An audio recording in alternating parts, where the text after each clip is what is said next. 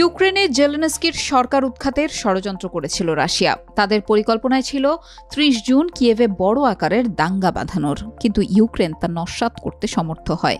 ইউক্রেনের নিরাপত্তা সংস্থা SBU দাবি করেছে, ইউক্রেনের পার্লামেন্টের নিয়ন্ত্রণ নেওয়া ও ক্ষমতা থেকে সেনা ও রাজনৈতিক নেতৃত্বকে সরিয়ে দেওয়ার চেষ্টা আড়াল করার জন্যই ওই দাঙ্গার পরিকল্পনা করা হয়েছিল।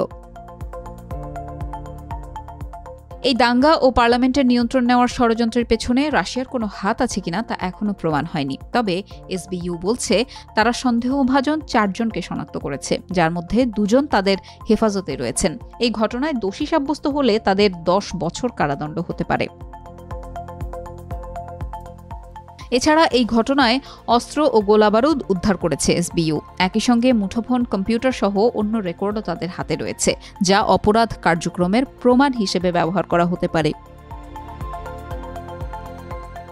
ইউক্রেনের প্রসিকিউটর জেনারেলের কার্যালয় বলছে, কথিত অভ্যুত্থানের চেষ্টায় যিনি নেতৃত্ব দিয়েছিলেন তিনি ২,০০০ লোক জড়ো করা যায় এমন একটি বড় মিলনায়তন ভাড়া নিয়েছিলেন। এছাড়া তিনি সামরিক ও বেসামরিক কোম্পানিকে কর্মরত সশস্ত্র প্রহরীদের নিয়োগ দিয়েছিলেন, যাতে তারা পার্লামেন্টের দখল নিতে পারে।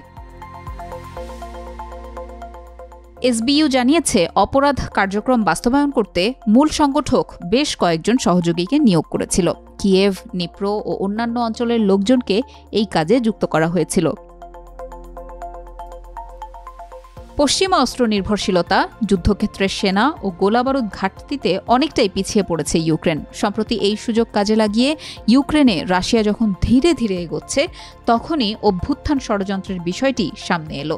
এদিকে ইউক্রেনের প্রেসিডেন্ট ভলোদিমির জেলেনস্কির চিফ অব স্টাফ অ্যান্ড্রি ইয়েমার্ক সাংবাদিকদের বলেন, যুদ্ধে শুধু শান্তি প্রতিষ্ঠার প্রশ্নে যে কোনো পরামর্শ শুনতে রাজি আছে কিয়েভ। তবে তারা মূল্যবোধ, স্বাধীনতা, মুক্তি, গণতন্ত্র, আঞ্চলিক অখণ্ডতা, সার্বভৌমত্ব সহ অনেকগুলো গুরুত্বপূর্ণ বিষয়ে তারা আপোস করতে প্রস্তুত নয়।